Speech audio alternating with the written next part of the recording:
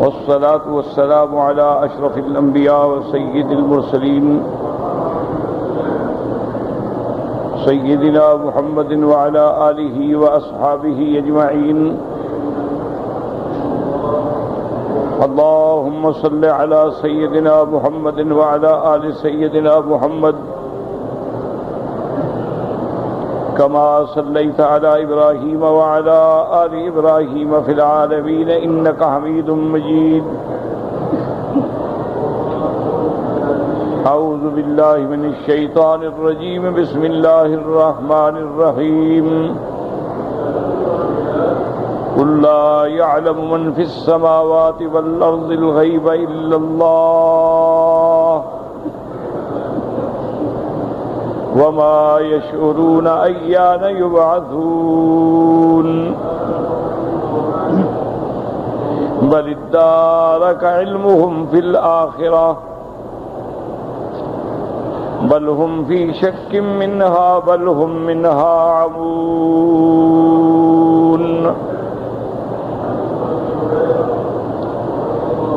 قال المؤلف والمفسر رحمه الله تعالى: أدام النفع بعلومه وعلومكم في الدارين آمين، إلى أن قال: يقول تعالى آمرا رسوله صلى الله عليه وسلم أن يقول معلما لجميع الخلق أنه لا يعلم أحد من أهل السماوات والأرض الغيب إلا الله. اب مفسر رحمۃ اللہ علیہ ان آیات مبارکہ کی تفسیر بیان فرماتے ہیں کہ اللہ تبارک و تعالی نے اپنے رسول سیدنا محمد مصطفیٰ صلی اللہ علیہ وسلم کو حکم فرمایا کہ آپ اللہ کی مخلوق کو، اپنی امت کو یہ بات سمجھا دیں، واضح فرما دیں کہ لا یعلم احد من اہل السماوات والارض الغیب الا اللہ. آسمانوں اور زمینوں میں کوئی غیب کا علم نہیں جانتا مگر اللہ تبارک و تعالی، کہ عالم الغیب جو ہے وہ اللہ کی ذات ہے. علم غیب جو ہے یہ اللہ کا خاصہ ہے، اللہ کے سوا کوئی علم غیب نہیں جانتا. ہاں اللہ تبارک و تعالی اگر چاہیں تو اپنے انبیاء علیہم السلام پہ بعض چیزیں ظاہر فرما دیں، اور اگر چاہیں تو اولیاء اللہ پر بھی بعض چیزوں کو کھول دیں. لیکن علم غیب جو ہے وہ خاصہ خدا ہے، کسی انسان میں، کسی اللہ کے پیغمبر میں، کسی فرشتے میں، کسی میں نہیں ہوتا. اس لیے فرماتے ہیں الا اللہ، استثناء ہے، اور یہ استثناء منقطع ہے، یعنی لا یعلم احد ذلک الا اللہ عز وجل. اللہ کے سوا کوئی علم غیب نہیں جانتا. فإنه المنفرد بذلك وحده لا شريك له.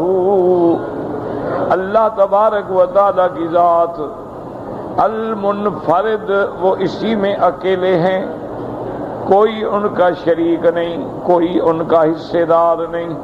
کما قال تبارک و تعالی وعنده مفاتیح الغیب لا يعلمها الا هو.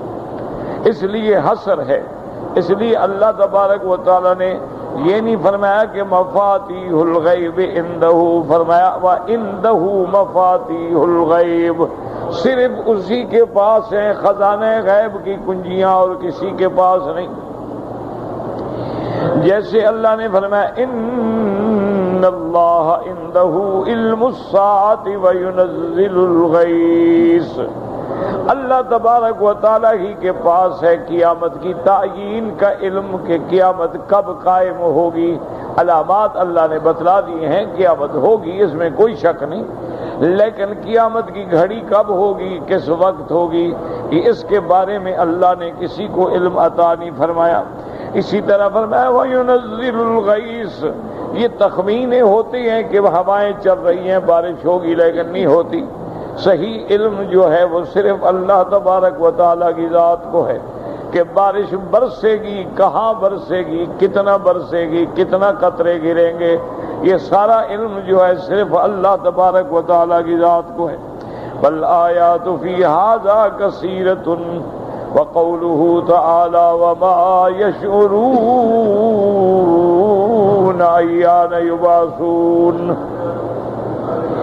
ای وما یشعر الخلائق الساکنون فی السماوات والارض بوقت الساعۃ، یعنی وما یشعر، جتنی اللہ کی مخلوق ہے، چاہے وہ آسمانوں میں ہے چاہے وہ زمینوں میں ہے، وہ یہ قیامت کے وقت کو نہیں جانتے کہ کب ہم اٹھیں گے. جیسے اللہ نے فرمایا ثقلت فی السماوات والارض لا تأتیکم الا بغتۃ، ای ثقل علمها علی اہل السماوات والارض، سماوات والارض کے سکان پہ یہ علم جو ہے بہت بھاری ہے، یعنی کوئی نہیں جانتا. آسمان والے بھی نہیں جانتے، زمین والے بھی نہیں جانتے کہ قیامت کب ہوگی، اور جب ہوگی تو اچانک ہوگی اور کسی کو پتہ نہیں ہوگا.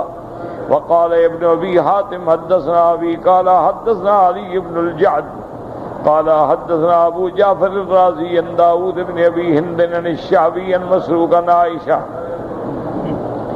عن عائشہ رضی اللہ تعالی عنہا قالت من زعم انه يعلم، یعنی النبی صلی اللہ علیہ وسلم ما يكون في غد فقد اعظم على الله الفریۃ.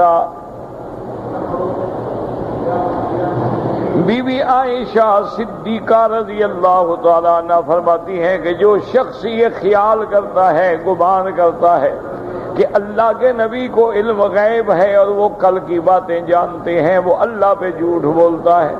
اللہ کے انبیاء بھی علم غیب نہیں رکھتے، اللہ کے انبیاء بھی عالم الغیب نہیں ہوتے، ملائکہ بھی عالم الغیب نہیں ہوتے.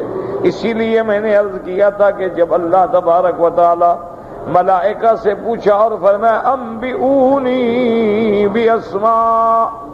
انبئونی باسماء ہؤلاء ان کنتم صادقین، تو تمام ملائکہ نے کیا کہا؟ قالوا سبحانک لا علم لنا،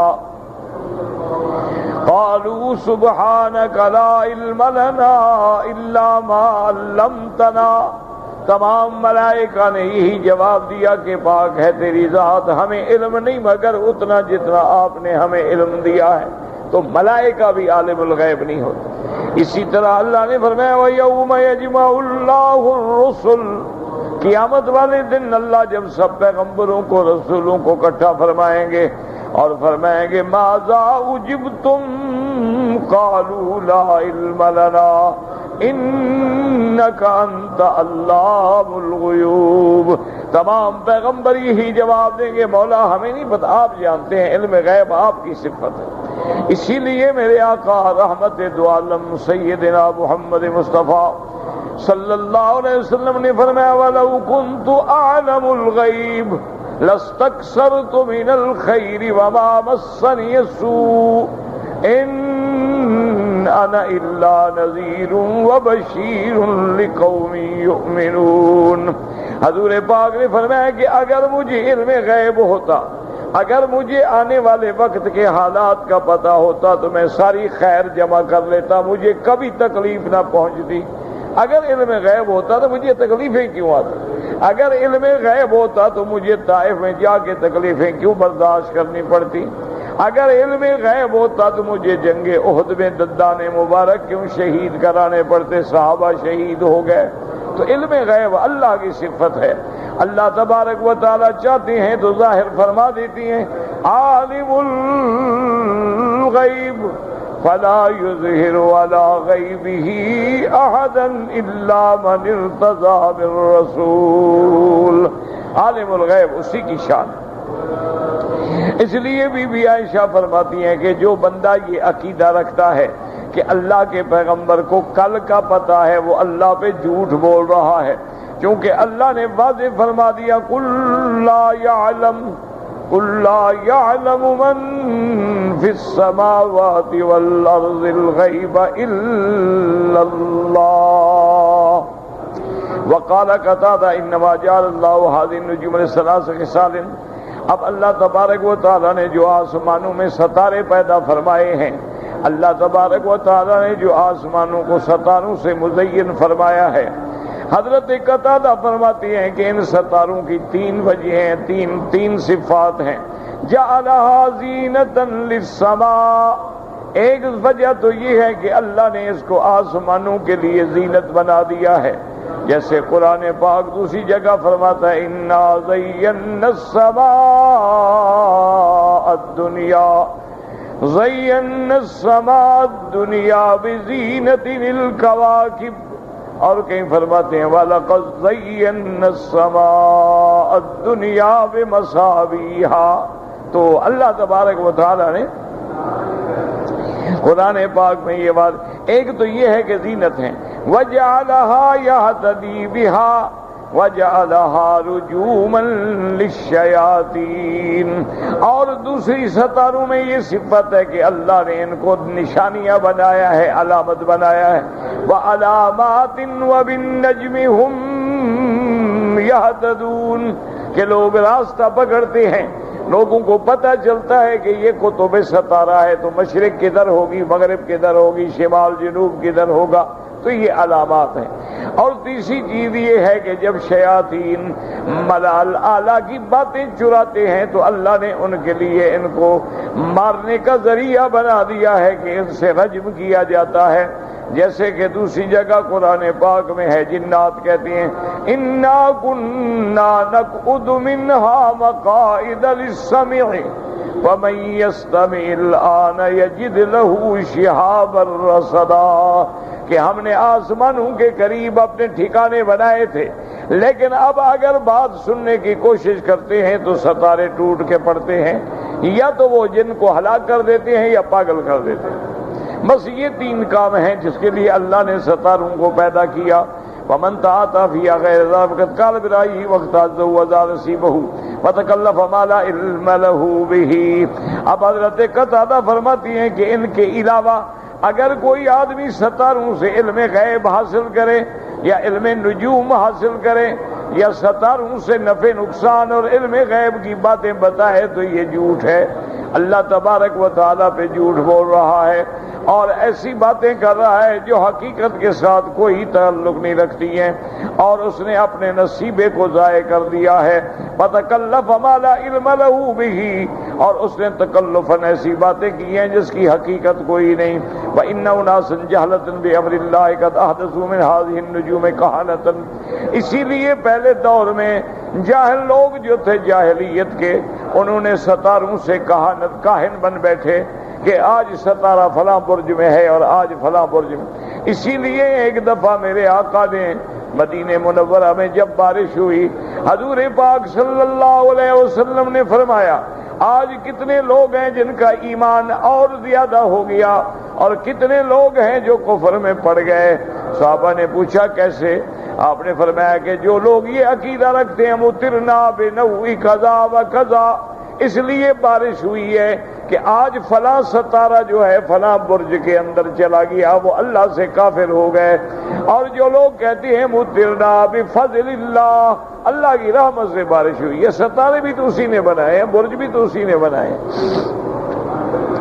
تو اس لیے مفسر رحمت اللہ علیہ فرماتے ہیں کہ من آرس بنجم کذا و کذا کان کذا و کذا ومن سافر بنجم کذا و کذا کان کذا و کذا ومن ولد بنجم کذا و کذا کان کذا و کذا. اب مفسر فرماتا ہے کہ وہ کاہن لوگ جو تھے وہ ایسے باتیں کرتے تھے کہ فلاں ستارہ جب فلاں جگہ میں ہو اس وقت اگر کوئی شادی کرے گا تو یہ ہوگا، اور فلاں ستارہ فلاں جگہ میں ہو اگر کوئی سفر کرے گا تو یہ ہوگا، اور اگر فلاں ستارہ فلاں جگہ ہو جو بچہ پیدا ہو تو ایسا ہوگا. تو یہ سارا جھوٹ ہے، اس کا حقیقت سے کوئی تعلق نہیں ہے. اللہ تبارک و تعالیٰ نے تو زینت بنایا ہے آسمانوں کی، اللہ نے ہدایت کا ذریعہ بنایا ہے، اللہ نے شیاطین کے لیے رجوم بنایا ہے. اسی لیے اب کہتے ہیں ولا امری ما من نجم الا یؤذ به الاحمر والاسود والکثیر والطویل والحسن والدمیم. اب مفسر فرماتا ہے کہ مجھے قسم ہے اللہ تبارک و تعالیٰ کی ذات کی جس نے مجھے زندگی دی ہے، کوئی بھی ستارہ ہو، کوئی بھی دن ہو، کوئی بھی گھڑی ہو، کئی بندے پیدا ہوتے ہیں، کوئی حسین ہوتے ہیں، کوئی بد شکل ہوتے ہیں، کوئی شقی ہوتے ہیں، کوئی سعید ہوتے ہیں، کوئی فرما بردار ہوتے ہیں، کوئی نافرمان ہوتے ہیں، کوئی گھڑی ہے شادیاں ہوتی ہیں، کوئی کامیاب ہوتی ہیں، کوئی ناکام ہوتی ہیں. کون سی ایسی گھڑی ہے جس میں بندہ پیدا نہیں ہوتا؟ اللہ کی مخلوق ہے، سارا عالم ہے، کوئی گھڑی ایسی نہیں.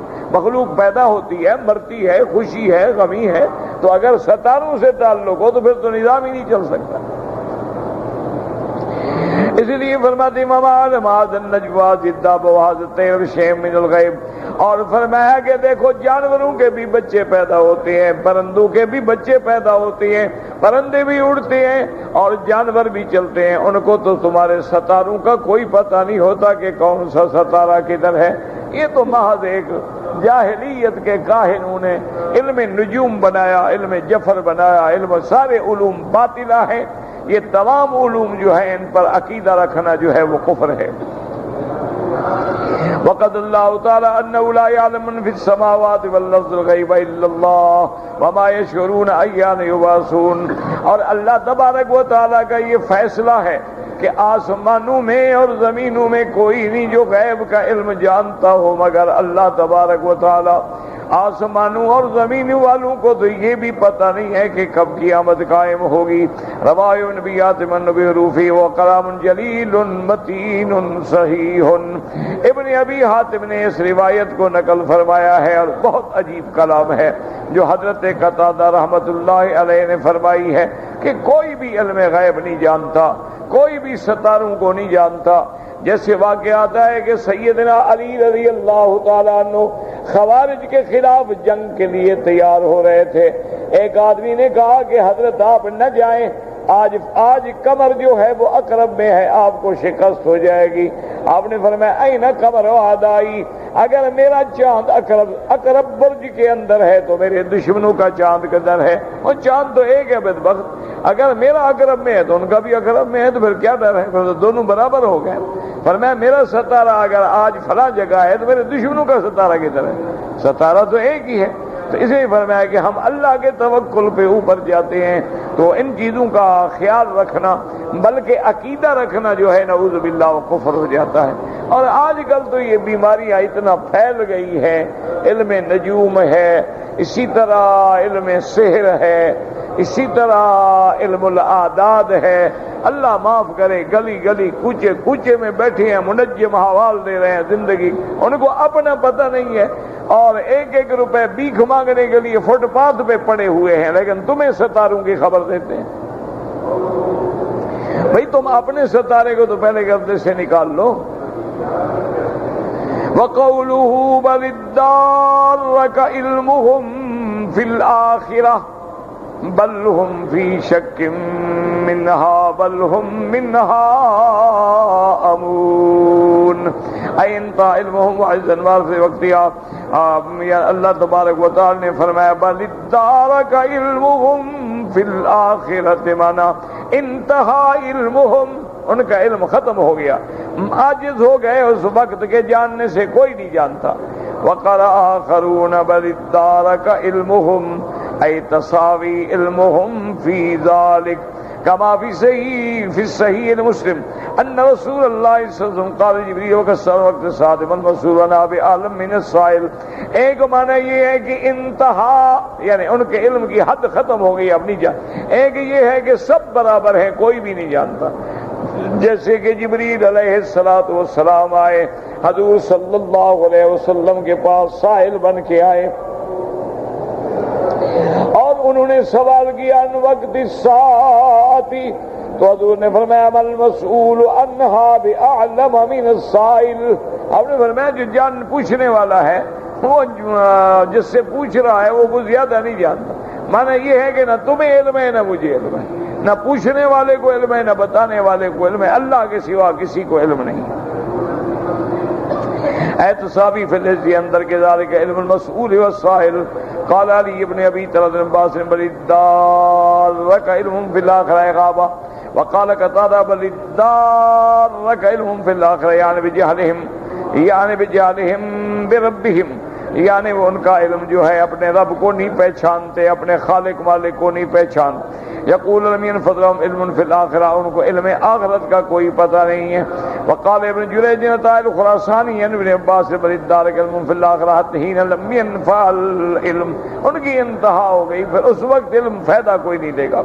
وبه قال تعالى الخراسانی وستین علمهم انما يدرك ويكمل يوم القيامة حيث لا ينفعهم ذلك. جب قیامت قائم ہوگی تو اب سب کا علم پورا ہو گیا، لیکن کیا فائدہ؟ اب تو سب نے دیکھ لیا نا کہ قیامت آ گئی، قیامت ہو گئی، سب بندے کھڑے ہو گئے، اولین و آخرین جمع ہو گئے، لیکن اس وقت علم کامل ہوا تو فائدہ کیا ہوگا؟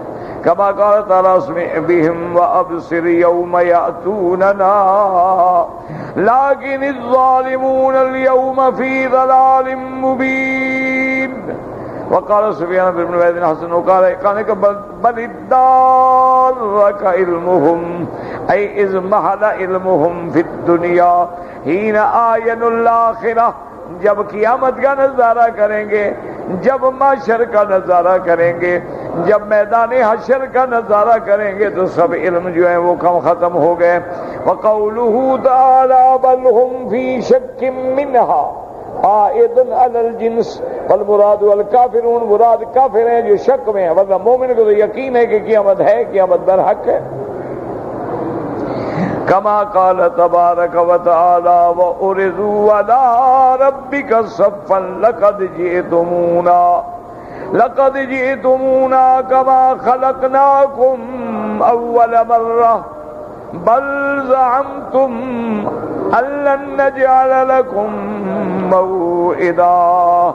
الکافرون کو هكذا قال هؤلاء بل هم في شك منها أي شاكون في وجودها وقوعها بل هم منها امون أي في أماية وجهل كبير في أمرها وشانها.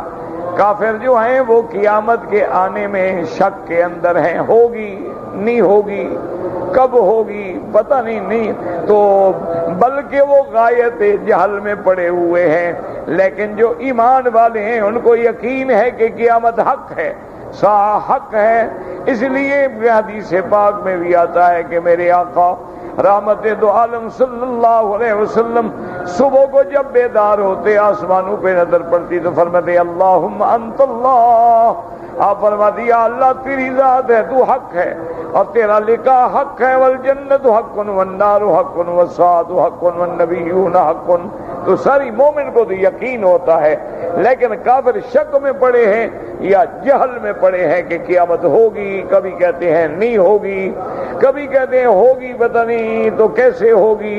لیکن مومن کو یقین ہے اور سب کو جب قیامت دیکھیں گے تو ساری چیزیں واضح ہو جائیں گی. واللہ اعلم.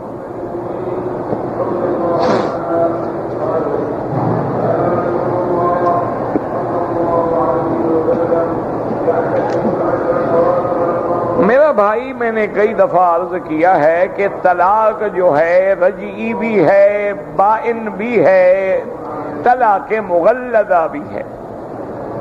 اب اللہ عالم اس نے کون سی طلاق دی ہے، اس لیے آدمی کوئی بات نہیں کر سکتا جب تک وضاحت سے نہ لکھا جائے.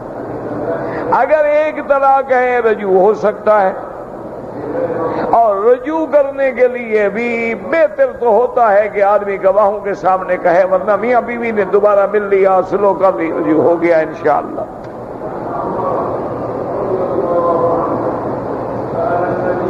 اگر کوئی آدمی طواف کرے اور اس کی ڈیوٹی ہے وہ 7 چکروں کے بجائے کم چکر لگائے، طواف نہیں ہوتا. طواف لازماً 7 چکر ہیں، نہ گھٹائے جا سکتے ہیں نہ بڑھائے جا سکتے ہیں. طواف کا حکم ہمیں اللہ نے دیا ہے اور نمونہ میرے آقا محمد الرسول اللہ صلی اللہ علیہ وسلم نے عمل کر کے دکھلا دیا ہے. تو لہذا طواف جو ہے، چاہے طواف حج کا ہو، چاہے طواف افاضہ ہو، چاہے طواف قدوم ہو، چاہے طواف الوداع ہو چاہے طواف نفل ہو، 7 چکر لازمی ہیں، نہ وہ کم ہو سکتے ہیں نہ بڑھائے جا سکتے ہیں۔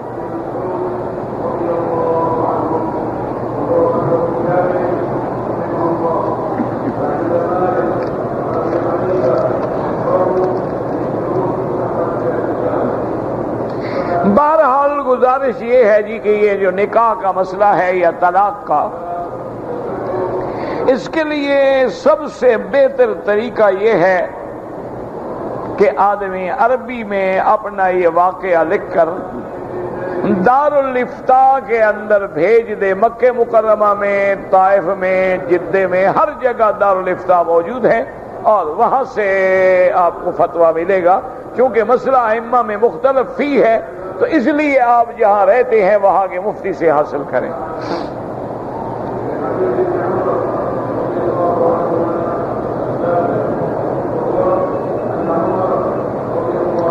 اگر آدمی طواف کر رہا ہے اور طواف کے 4 چکر ہو چکے ہیں، نماز کھڑی ہو جاتی ہے تو وہ نماز شروع کرے، جہاں چھوڑ دیا ہے نماز پڑھ کے وہیں سے پھر اپنے چکر پورے کرے شروع کرے۔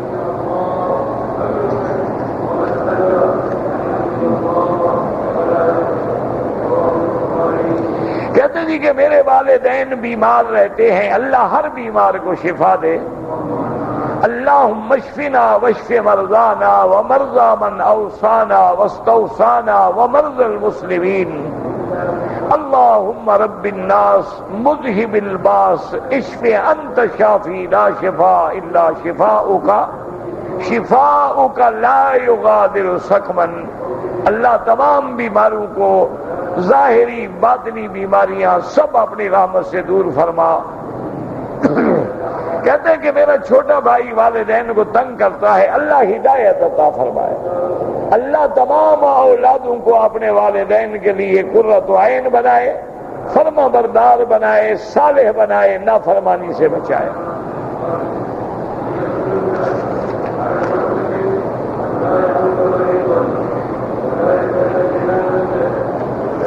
بہرحال انبیاء علیہم السلام کے بارے میں احادیث مبارک میں موجود ہے، اور میرے آقا کے بارے میں بھی حدیث مبارک میں موجود ہے کہ جو لوگ حضور کے روضہ مبارک پہ مواجہہ میں سلام پڑھتے ہیں حضور سنتے ہیں، اور جو دور سے درود پڑھا جائے وہ اللہ پہنچائیں گے۔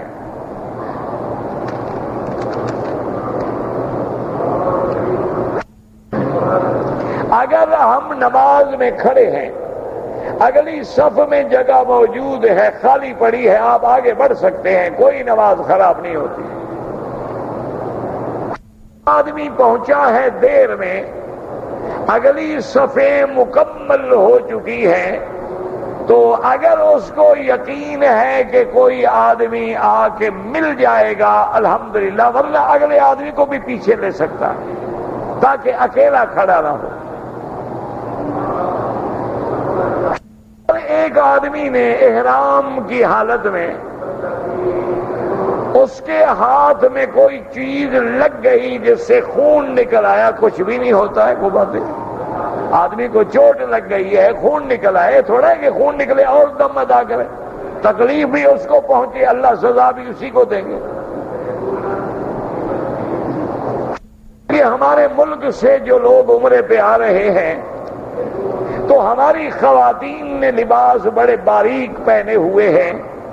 بہرحال حضور صلی اللہ علیہ وسلم نے فرمایا تھا کہ رب کاسیات عاریات، بہت سارا وقت آئے گا ایسی عورتیں ہوں گی کہ لباس پہنے ہوئے ہوگا لیکن ننگی ہوں گی۔ کیا مانا کہ اتنا باریک لباس ہوگا کہ بدن نظر آئے گا، یا لباس اتنا بدن پہ فٹ ہوگا کہ بدن نظر آئے گا۔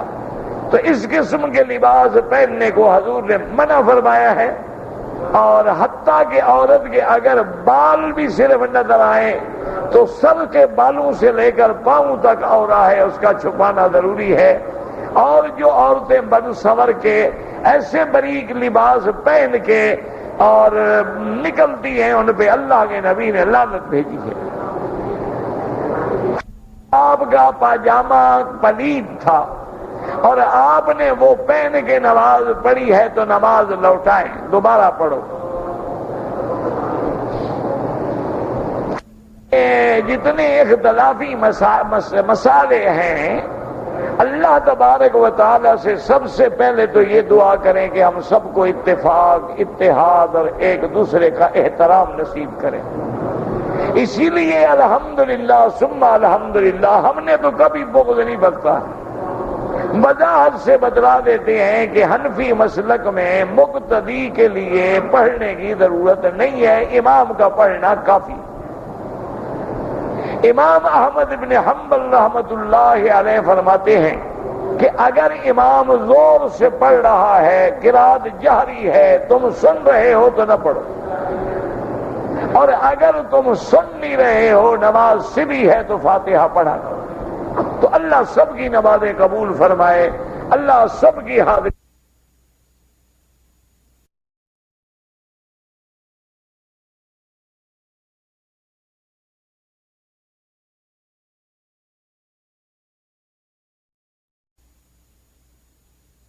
جو ہے نا وہ علماء کا کام ہے یا طالب العلم کا۔ سائل مسئلہ پوچھے تو اب یہ وقت دلائل دینے کا تو نہیں ہوتا۔ بہرحال عورتیں مردوں کی طرح سجود کریں تو ائمہ کے نزدیک جائز ہے، صرف احناف کے نزدیک یہ ہے کہ اپنی ٹانگیں ایک طرف نکال کے زیادہ سے زیادہ بدن کو زمین کے ساتھ رکھیں، استر لہما، وہ ان کے لیے زیادہ بہتر ہے۔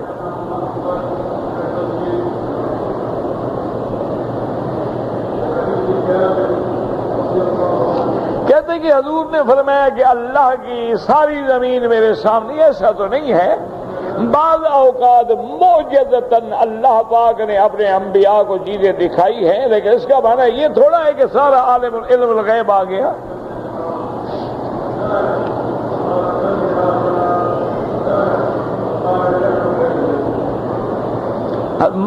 شفقت فرمانے والے، رحمت فرمانے والے، محبت فرمانے والے،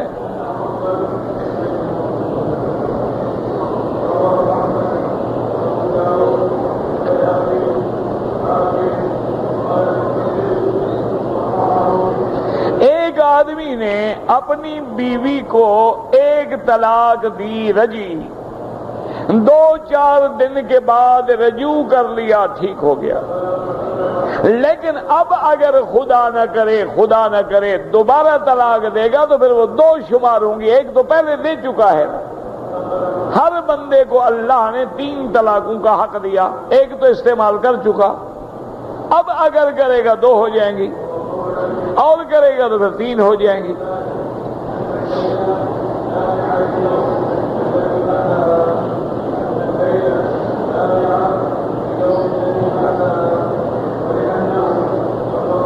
ایک آدمی پاکستان سے عمرے کی نیت سے آیا، عمرہ کرنے کے بعد اپنے دوستوں کے پاس جدے چلا گیا۔ اب اگر وہ آنا چاہے جدے سے احرام باندھ کے بھی عمرہ کر سکتا ہے، نہ باندھے تو کوئی مسئلہ نہیں۔ اگر باندھنا چاہے تو جدہ چونکہ حد حرم سے باہر ہے، ہل میں ہے، وہاں سے احرام باندھ سکتا ہے۔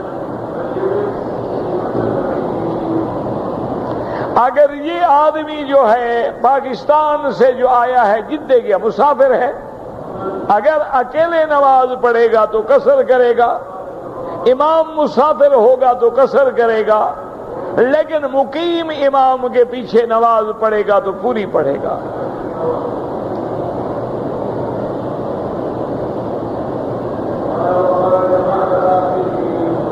اگر ایک آدمی ہے اس کو 14 دن ہوئے ہیں، یہ اس کی نیت پہ ہے۔ احناف کے نزدیک اگر نیت 15 دن کی کر لی، مقیم ہو گیا، چاہے 15 دن نہ بھی رہے۔ اگر نیت نہ کی تو اچھا کل جاؤں گا، جتنے دن بھی لگ جائے، مسافر ہے۔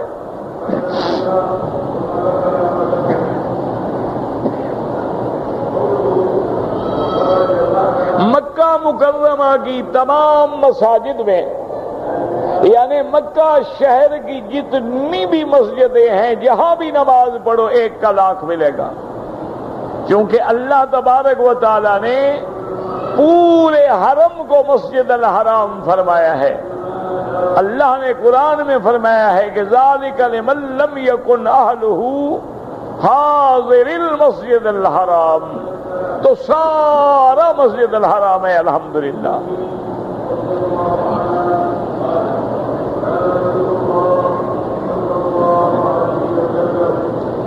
کہتے ہیں کہ میرے والد صاحب پاکستان سے احرام باندھ کے آئے، انہوں نے عمرہ کر لیا، بال نہیں کٹوائے، کپڑے پہن لیے۔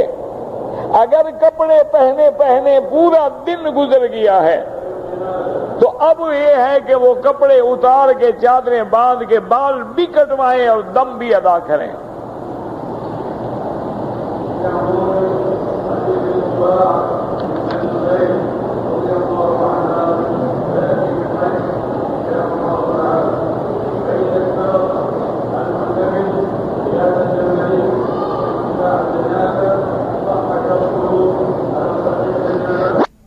آپ نے قسمیں اٹھائیں کہ کس نے نام لکھا تو آپ نے بتا دیا تو آپ کی جھوٹی قسم تو نہیں ہے، تو کفارہ کیوں دیں؟ کفارے کا معنی یہ ہوتا ہے کہ قسم اٹھا کے توڑ دی۔ جھوٹی قسم اٹھانا تو بہت بڑا گناہ ہے۔ ایک ہے کہ آدمی قسم اٹھا بیٹھا لیکن توڑ بیٹھا، اب کفارہ یہ ہے کہ 10 مسکینوں کو 2 وقت کا کھانا کھلائے، لیکن جان بوجھ کے جھوٹی قسم کھائے یہ تو بہت بڑا گناہ ہے۔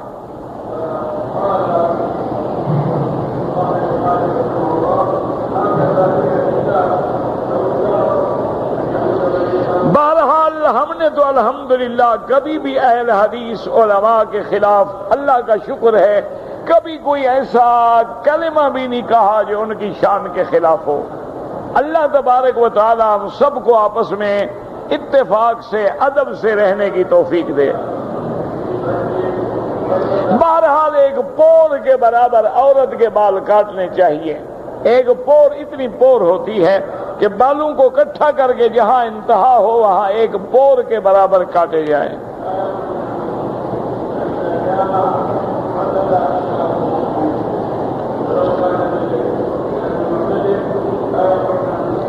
یہاں جو پانی کے گلاس ہیں یا جو زمزم رکھنے کے ڈول ہیں یہ حرم کے لیے ہیں، یہ وقف علی المسجد الحرام ہیں، ان کو باہر نہ لے جائیں، ان کو نہ اپنے ملکوں میں لے جائیں۔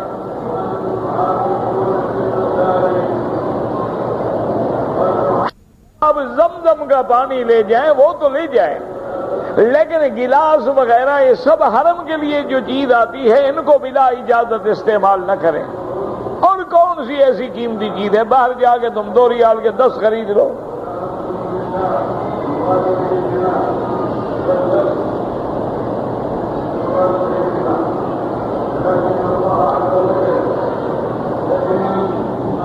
کہتے ہیں کہ ہم نے عصر کی نماز کے بعد عمرے کا طواف کیا ہے، اور طواف کرنے کے بعد ہم نے 2 رکعت نہیں پڑھی، صفا مروہ دوڑنے چلے گئے اور مغرب کے بعد پڑھی، کوئی بات نہیں۔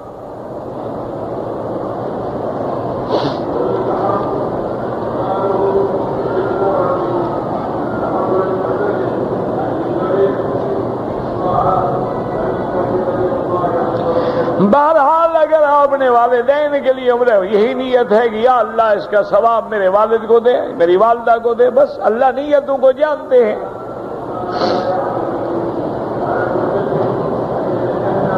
صفا مروہ کے درمیان میں وضو ٹوٹ جائے تو صفا مروہ تو بغیر وضو کے دوڑ سکتے ہیں، لیکن طواف میں وضو ٹوٹ جائے تو چھوڑ دیں، وضو کر کے پھر طواف پورا کریں۔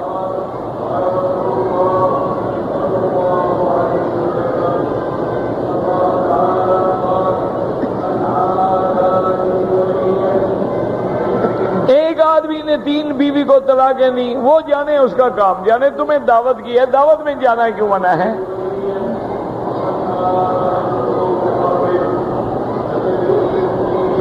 کہتے جی کہ جادو کے ذریعے کسی کو نقصان پہنچایا جا سکتا ہے، بالکل پہنچایا جا سکتا ہے۔ جب سب سے بڑی شان والی ذات حضرت محمد الرسول اللہ کی ہے، جب سرکار مدینہ پہ جادو ہو گیا تو آپ کی اور ہماری کیا حیثیت ہے؟ حضور صلی اللہ علیہ وسلم پہ جادو ہو گیا، لبید بن العاصم یہودی نے جادو کیا، اور جادو کا اتنا اثر ہو گیا کہ حضور پاک کو یہ بھی خیال نہیں ہوتا تھا میں نے کھانا کھایا ہے کہ نہیں کھایا ہے۔ اپنی ازواج مطہرات سے ملنا بند ہو گیا، طبیعت میں انقباض ہو گیا، حتیٰ کہ اللہ نے فرشتے بھیجے۔ حضور سو رہے تھے، ان نے ایک فرشتہ آپ کے سرانے کی جانب، ایک فرشتہ آپ کے پاؤں کی جانب کھڑا ہوا۔ اس نے پوچھا کہ ما بہذا الرجل، آپ کو کیا تکلیف ہے؟ اس نے کہا مطبوب آپ پہ جادو ہے۔ اس نے کہا کس نے جادو کیا ہے؟ تو اس فرشتے نے بتلایا کہ لبید ابن العاصم یہودی نے جادو کیا ہے۔ اس نے کہا وہ جادو کہاں ہے؟ اس نے کہا فلاں جگہ پر جو ایک کنواں ہے، اس کنویں کے نیچے جو لکڑی ہے، اس لکڑی کے نیچے وہ جادو چھپا ہوا ہے۔ اس نے کہا وہ جادو کس چیز میں ہے؟ اس نے کہا ایک کنگھی میں حضور کے بال ہیں اور اس میں سوئیاں لگائی گئی ہیں۔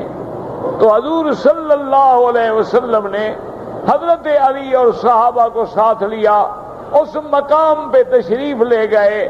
آپ نے فرمایا وہاں جو کھجوریں تھیں ڈنڈ منڈ تھیں، ایسے معلوم ہوتا تھا جیسے شیطانوں کے سر ہوں، اور اس کنویں کا پانی ایسے معلوم ہوتا تھا جیسے مہندی ملا ہوا پانی ہو۔ صحابہ اندر اترے، اس لکڑی کے نیچے سے وہ نکالا گیا، اس میں حضور کے بال مبارک تھے کنگھی میں، اور سوئیاں لگی ہوئی تھیں۔ حضور قل اعوذ برب الفلق اور قل اعوذ برب الناس یہ پڑھتے گئے اور سوئیاں نکالتے گئے۔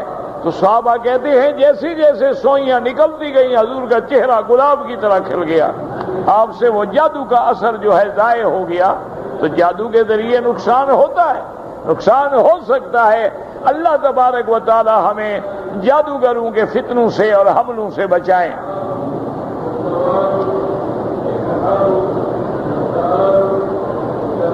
کہتے جی کہ میری بیوی جو ہے میرے ماں باپ کی خدمت نہیں کرتی، دعا کرو، کوشش کرو، سمجھاؤ، اللہ اس کو ہدایت دے کہ آخر تیرے ماں باپ جو ہیں اس کے لیے تو ماں باپ کا درجہ رکھتے ہیں، تو لہذا ان کا احترام کرنا، ان کا کہنا جائز بات ماننا، اور ناجائز بات تو ماننے کی ضرورت ہی نہیں ہے۔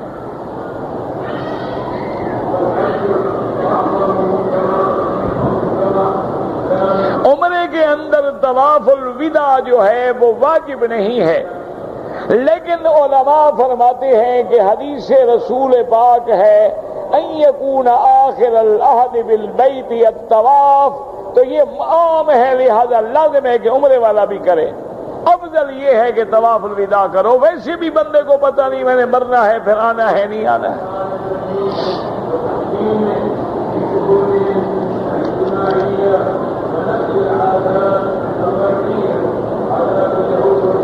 کہتے جی کہ لاہور میں شاہی مسجد میں کچھ زیارات ہیں، ان کی نسبت حضور صلی اللہ علیہ وسلم کی طرف کی جاتی ہے۔ اللہ عالم، حقیقت کیا ہے تو اللہ جانتا ہے۔ اب ہمیں کیا دلیل ہو سکتی ہے کہ وہ واقعتاً صحیح ہے یا غلط ہے؟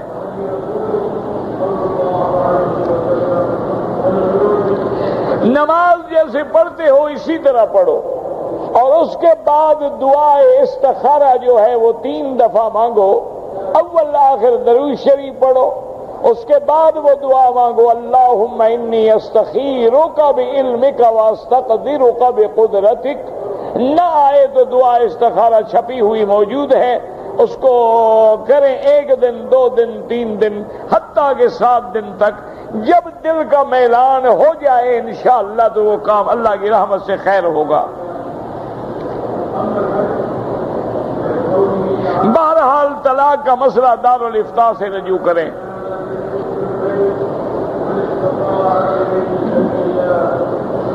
کہتے جی کہ ہمارے ملک میں لوگ جو ہیں وہ پیر کے پاؤں پہ ہاتھ رکھ کے جھک کے ملتے ہیں، یہ ناجائز ہے۔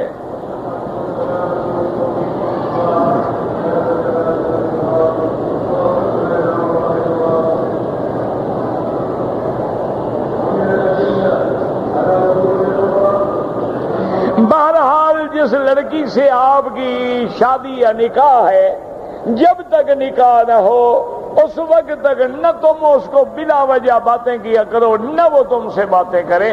نکاح کے بعد بیوی بنتی ہے۔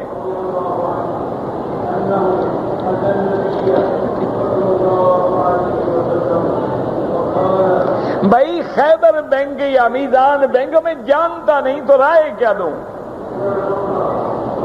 جب مجھے معلوم ہی نہیں ہے ان بینکوں کے بارے میں تو میں کیا بتلا سکتا ہوں؟ وہاں مقامی علماء سے پوچھیں جو جانتے ہوں ان کے حالات۔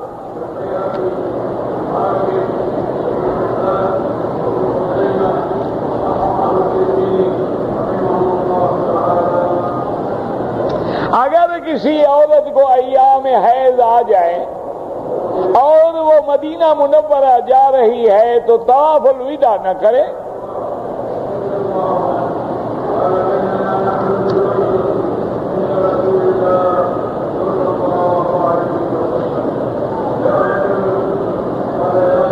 اگر کوئی آدمی عصر کی نماز کے بعد طواف الوداع اس نے کر لیا لیکن مغرب کی نماز کا وقت ہو جائے، بالکل نماز پڑھے، حرم میں نماز پڑھ کے پھر چلے جائے۔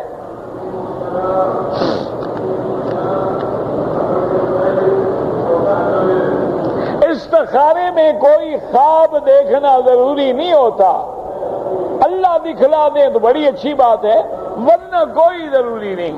اصل بات یہ ہے کہ استخارے کے بعد اس کام کے کرنے کو تیرا دل چاہتا ہے یا نہیں چاہتا، میلان ہو رہا ہے نہیں ہو رہا، اسباب جو پیدا ہو رہے ہیں کام ہونے کے یا نہ ہونے کے، تو انشاءاللہ استخارے کے بعد آدمی کبھی نادم نہیں ہوتا۔ اگر تیرے حق میں بہتر نہیں ہوگا اللہ ٹال دیں گے، سبب ہی نہیں بنے گا۔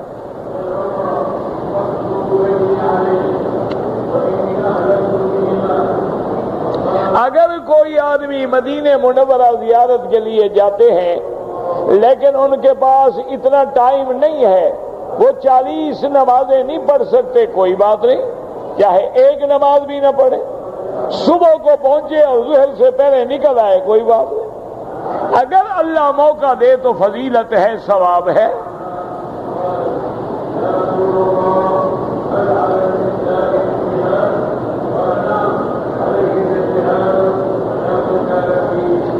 بہرحال اگر ایک آدمی نے 5 دفعہ حاضری دی ہے یا 100 دفعہ حاضری دے، جتنے دفعہ اللہ نے لبیک اس سے کہلوایا ہے وہ آئے گا، اس کے آنا جانا سب میرے اللہ کے حکم سے ہے۔ باقی یہ کہنا کہ ہم نہ جائیں یہ ہمارے بس میں نہیں ہے۔ ایسے بھی تو لوگ ہیں جو کروڑ پتی ہیں اور ان کو ایک دفعہ بھی حرم نصیب نہیں ہوا۔ یہ نظام میرے اللہ کا ہے، اللہ تبارک و تعالی سب کو نصیب کرے، بار بار نصیب کرے۔ اور اس کے علاوہ بھی خیرات کرنا، غریبوں کو دینا، یتیموں کو دینا، بیواؤں کو دینا، وہ بھی بہت بڑا اجر ہے۔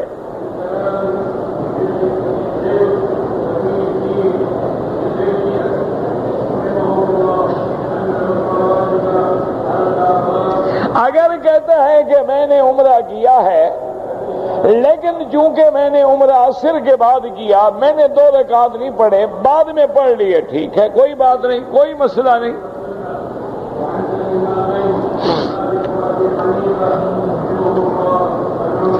بہرحال دعا جو ہے ہر آدمی خود کرے اور اللہ کی طرف متوجہ ہو کے کرے۔ ہر نماز کے بعد جیسے ہمارے ہاں رواج ہے ایسی طرح دعا کرنا حدیث میں ثابت نہیں ہے۔ مختلف روایات کا سہارا لے کر علماء کہ بھئی دعا کرنا تو ثابت ہے، جماعت میں برکت ہوتی ہے، اس لحاظ سے چند حدیث، تو کوشش یہ کریں کبھی مانگ لی کبھی نہ مانگی، ضد نہ بنائیں۔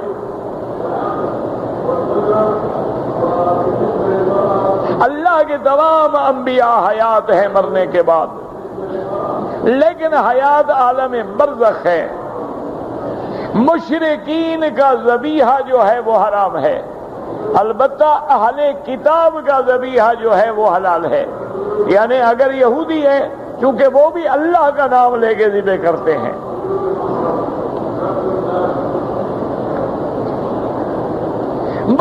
تعویذ نہ لکھا کریں تو بہتر ہے۔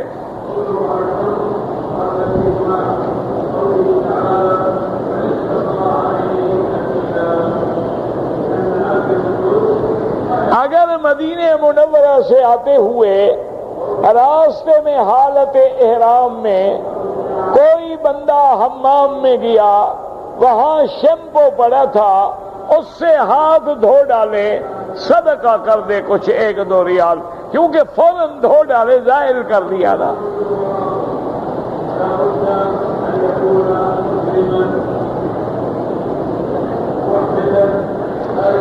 اسلام بھی حق دین ہے اور سیکولرزم بھی اچھا ہے۔ سیکولرزم کوئی دین تھوڑا ہے، وہ تو ایک کافروں کا نظریہ ہے، اس کا دین سے کیا تعلق ہے؟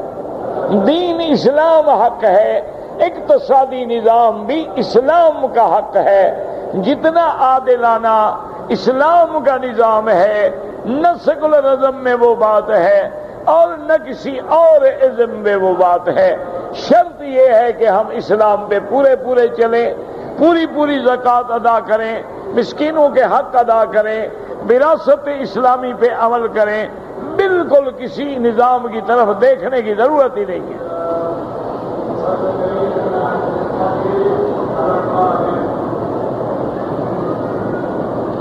ایک آدمی نے عمرہ کیا ہے اور سر پہ استرا پھروایا ہے، 8 دن کے بعد پھر مدینہ منورہ گیا، پھر عمرہ کیا۔ لازمی بات ہے کہ بال چھوٹے ہیں، اب بھی اس کو استرا پھروانا پڑے گا، کیونکہ اور کسی مشین میں تو آئیں گے نہیں، 8 دن میں کتنے بال نکلیں گے؟ اسی لیے حکم ہے کہ بال ہوں یا نہ ہوں، ہر حال میں استرا پھروانا ہوگا۔ اللہ تبارک و تعالیٰ کو ہمارے بالوں کی ضرورت نہیں ہوتی، اللہ کو بندے کی فرما برداری کی ضرورت ہوتی ہے کہ بندے نے میرے حکم پہ گردن جھکا دی ہے اور میری اطاعت، حتیٰ کہ اگر کوئی آدمی گنجا ہے وہ بھی عمرہ کرے تو اس طرح پھروانا پڑے گا، اس کے تو بال ہوتے ہی نہیں۔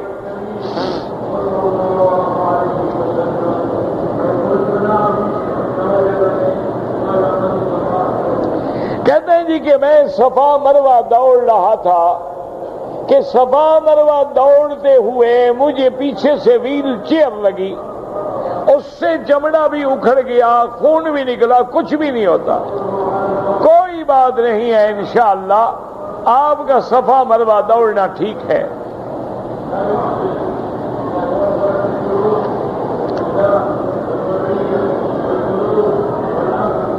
ہم نے 3 دن مکے میں قیام کیا، پھر 4 دن کے لیے ہم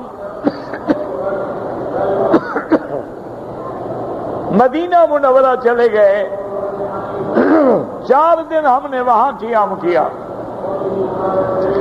پھر واپس آئے مکہ مکرمہ، پھر 3 دن قیام کیا۔ آپ مسافر ہیں، آپ نماز قصر پڑھیں گے، لیکن شرط یہ ہے کہ اگر آپ اکیلے ہیں یا امام بھی مسافر ہے تو قصر پڑھیں گے، لیکن اگر امام مقیم ہے تو آپ امام کے تابع ہیں، پوری نماز پڑھیں گے۔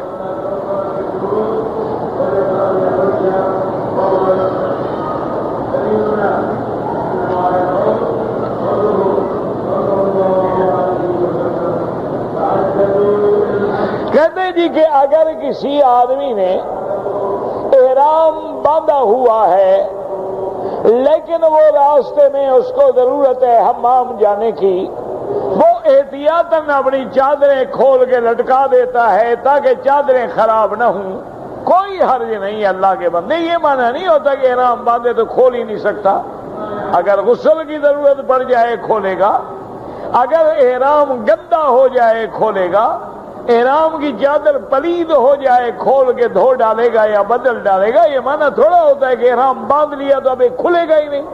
پہلے تو لوگ 2 مہینے احرام میں رہتے تھے، وہ کیا کرتے تھے؟ یہ تو اب گھنٹوں کا حساب ہے نا، پہلے دور میں تو 20 دن آدمی بحری جہاز میں رہتے تھے، اور اس سے کچھ عرصہ پہلے جو ہے 2 مہینے 3 مہینے لگتے تھے دخانی جہازوں میں، ہوا مخالف چلی جہاز کھڑے ہو گئے۔ اب بیٹھے ہوئے ہیں سمندر کے کنارے 8 دن، پھر ہوا رکی پھر چل پڑے۔ تو اس لیے بہرحال احرام باندھنے کے بعد چادر بدلی بھی جا سکتی ہے، احرام بدلا بھی جا سکتا ہے، احرام کو دھویا بھی جا سکتا ہے، کوئی منع نہیں۔ ربنا تقبل منا انک انت السمیع العلیم وتب علینا انک انت التواب الرحیم۔